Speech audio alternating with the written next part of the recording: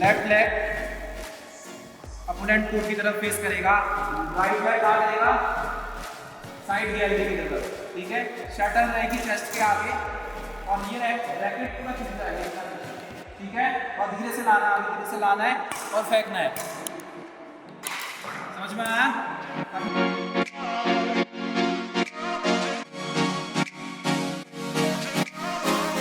पिथौरागढ़ का सफ़र इस जगह पर आए बिना अधूरा है। ये सुरेंद्र सिंह बल्दिया स्पोर्ट्स स्टेडियम है और इसे यहाँ टकाना स्टेडियम भी कहते हैं। आमतौर पर पिथौरागढ़ की पहचान खेलों के मामले में रही है और ख़ासकर फुटबॉल और बॉक्सिंग को लेकर। लेकिन एक और खेल है जिसमें पिथौरागढ़ अपनी पहचान बना रहा है, वो है बैडमिंटन।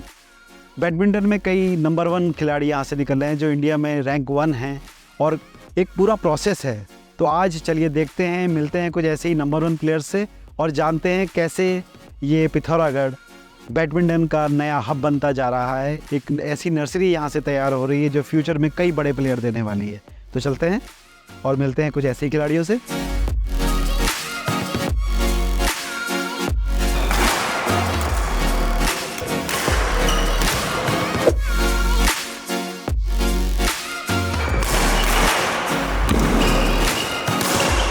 तो एक हमारे बीच में एक बहुत ही उभरता हुआ टैलेंट उत्तराखंड का और एंजल पुनेरा, मिक्स डबल में इंडिया नंबर 1 और डबल्स में इंडिया नंबर 4।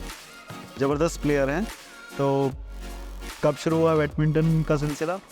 2016 में हुआ था। पहले तो खाली शौकिया टाइप का स्टार्ट किया था, फिर उसके बाद बस इंटरेस्ट आते गया, तो फिर अब प्रोफेशनली खेलते हैं। प्रोफेशनल खेलते हैं।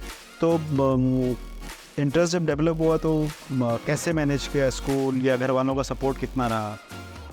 मेरे मम्मी पापा तो काफ़ी ज़्यादा सपोर्टिंग है और सभी लोग बहुत ज़्यादा सपोर्टिंग है। तो स्टार्ट मेरे पापा ने करवाया था, वैसे पापा ही मेरे कोच थे काफ़ी सालों तक। फिर उसके बाद जब मैं अंडर 10 खेलने लगी, जीतने लगी, फिर दीपांग भैया और भूपेश भैया सिखाने लगे मुझे। तो नेशनल लेवल पे जब आप खेलते हैं तो वहाँ जो कंपटीशन मिलता है यहाँ से जाने के बाद, तो उसमें कितना वेरिएशन देखते हैं या लगता है कि ये सेम ही है, इतना वही टैलेंट है, उसी तरह का टैलेंट है?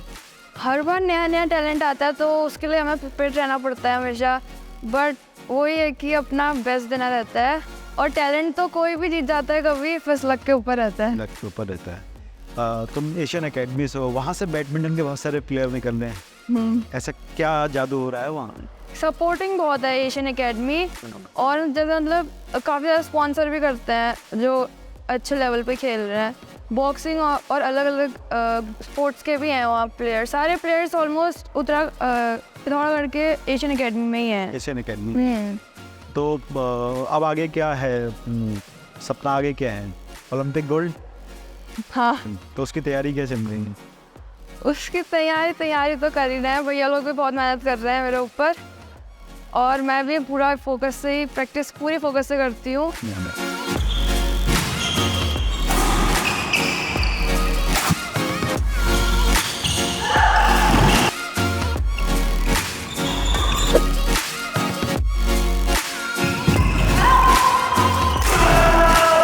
तो हमारे साथ ऐश्वर्या मेहता हैं, सीनियर कैटेगरी में mix double, singles and doubles तीनों में एमपी स्टेट चैंपियन है। तो बैडमिंटन की जर्नी कैसे शुरू हुई ऐश्वर्या? बैडमिंटन की जर्नी मेरी पिथौरागढ़ से स्टार्ट हुई। मम्मी ने तो ऐसे भेजा था कि बच्चे घर में रहते हैं, फिटनेस नहीं होती, तो ऐसे फिटनेस के लिए भेज दिया था बैडमिंटन। तो ऐसे धीरे धीरे शौक हुआ। यहाँ पे हमारे सीनियर भैया लोग बहुत काफ़ी अच्छा खेलते थे, वो सपोर्ट करते थे। पहले खेला धीरे धीरे यहीं पर ही खेला। पहले मैंने 4 साल यहीं पर ही खेला भैया लोग के साथ। फिर मेरा सिलेक्शन साई में हो गया था, अल्मोड़ा में। फिर मैं बाहर चले गई थी और फिर उसके बाद ऐसे धीरे धीरे करते करते तो मेरे को 6-7 साल हो गए। अब मैं बाहर पे ही खेलती हूँ, मतलब ऐसे एमपी में रिप्रेजेंट एमपी को करती हूँ, बट अभी मैं यहाँ पे प्रैक्टिस कर रही हूँ पिथौरागढ़ में। पिथौरागढ़ में प्रैक्टिस करी। किसी को आइडलाइज किया था कि बैडमिंटन में किसी को किया था कि हाँ ऐसे मुझे बनना है? मतलब मेरे आइडल थे लक्ष्य भैया, लक्ष्य सेन जो अल्मोड़ा के हैं, वो हमारे आइडल थे। तो उन्हीं के फादर के अंडर भी मैंने कोचिंग किया 2 साल, तो उन्हीं को देख देख के ही आगे बढ़ रहा है अभी। और जब हम कंपैरिजन करते हैं कि स्टेट में फैसिलिटी उत्तराखंड मध्य प्रदेश को, क्या आप मध्य प्रदेश को रिप्रेजेंट कर रही हैं, तो कितना कुछ अंतर देखती हैं प्रैक्टिस में या कैसे देखती हैं? मतलब जैसे पहले था तो पिथौरागढ़ में इतना वो क्रेज़ नहीं था, बैडमिंटन का नहीं था, मतलब और फुटबॉल हो गया, बॉक्सिंग हो गया, इन्हीं का था। बैडमिंटन का क्रेज़ तो अब बढ़ा जब से दीपांग भैया, भूपेश भैया ये लोग आगे बढ़े, ये गए कोचिंग दे रहे हैं, तो उस हिसाब से क्रेज़ बढ़ा। तो फिर मैं भी अभी, पहले तो मैं बाहर ही थी, यहाँ तो कुछ था भी नहीं, फैसिलिटीज़ कुछ थी नहीं। अब जैसे भैया लोग आ गए यहाँ कोचिंग करने, तो फिर मैं भी घर आ गई। मतलब मैं 2-3 साल से बाहर ही खेल रही थी, अब भैया लोग आ गए तो अब यहाँ बहुत अच्छी प्रैक्टिस हो रही है, सब कुछ फैसिलिटीज़ मिल रही है, तो मैं भी अब वहाँ से इधर को आ गई। तो प्रैक्टिस में किस तरह की हेल्प होती है यहाँ पर कोचिंग के अलावा? यहाँ कुछ सब कुछ है, यहाँ फिजियोथेरेपी है और सारे ग्राउंड्स हैं, जिम है और सेटल्स प्रोवाइड करते हैं और बाकी सब प्रोवाइड, मतलब फैसिलिटीज़ काफ़ी अच्छी है यहाँ पे। और हम लोग जैसे बाहर जाते थे 25,000 तो हम लोग खाली 1 मंथ का फ़ी पे करते थे। तो आपने देखा टैलेंट जो है वो कहीं भी नर्चर हो सकता है। पिथौरागढ़ के बारे में अक्सर ये कहा जाता था कि ये बॉक्सिंग और फुटबॉल का हब है, लेकिन अब ये बैडमिंटन का हब बनकर उभर रहा है।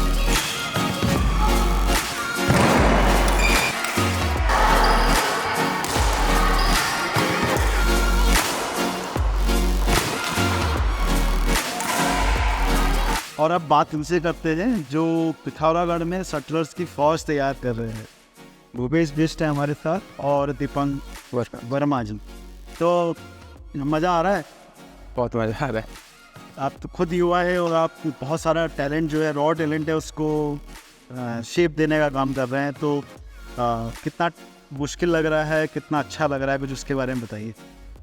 सर जैसे अभी पिथौरागढ़ में हम काफ़ी बैकवर्ड एरिया है, तो बैडमिंटन के प्लेयर्स निकालने बहुत मुश्किल होता है। तो हमारा भी ये प्रयास चल रहा है कि हम यहाँ आए, अंडर 11, अंडर 9, अंडर 13 के बच्चे उनको तैयार कर रहे हैं और फिर उनके लिए एक प्लेटफॉर्म तैयार करके उनको नेशनल्स की तैयारी करा रहे हैं।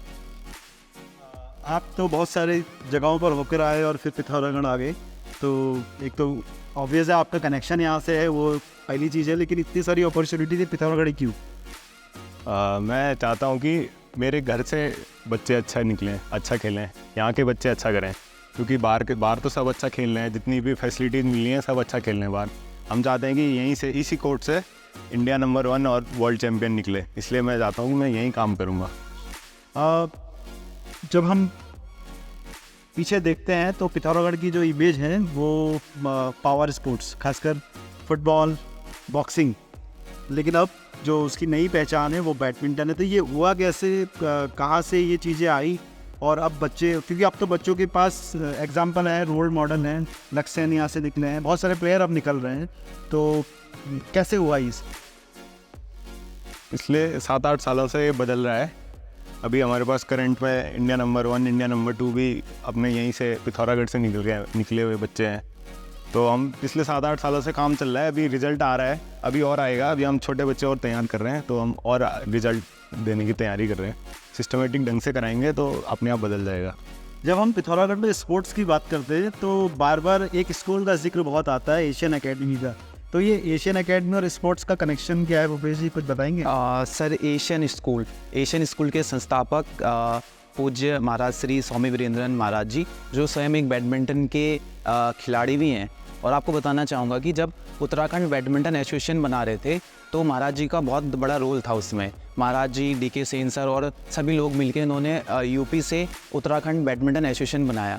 और उसको बनाने से ये फ़ायदा हुआ कि हमारे प्लेयर्स को मौका मिला कि वो अपनी स्टेट से खेलें, और जिसका फ़ायदा ये हुआ कि लक्ष्य सेन आज नेशनल्स, इंटरनेशनल्स में काफ़ी अच्छा कर रहे हैं धीरे धीरे। उसी के कारण, क्योंकि सर स्पोर्ट्समैन थे, तो उनके स्कूल के सारे बच्चे आज एंजल पुनेड़ा इंडिया नंबर है, उन्होंने नंबर 1 है इंडिया में कि वो एशियन स्कूल पढ़ते हैं, क्योंकि गुरुजी का मार्गदर्शन मिलता रहता है। निश्चल चंद है अंडर 15 में इंडिया नंबर 2 है, वो भी एशियन स्कूल से है, क्योंकि गुरुजी खुद बैडमिंटन के प्लेयर हैं। और हम दोनों खुद ये एशियन स्कूल से हैं, SI से NIS किया उन्होंने, और मैं खुद सर्टिफाइड कोच हूँ, मैं भी एशियन स्कूल से हूँ, क्योंकि गुरुजी का बहुत सपोर्ट रहता है एशियन स्कूल में सारे बच्चों को। तो मतलब आप सबको एक कड़ी जोड़, हाँ, एशियन स्कूल। हाँ, एशियन स्कूल के अलावा अगर हम स्पोर्ट्स फैसिलिटी की बात कर रहे हैं, पिथौरागढ़ में बहुत पोटेंशियल है जब हम देखते हैं स्पोर्ट्स को लेकर।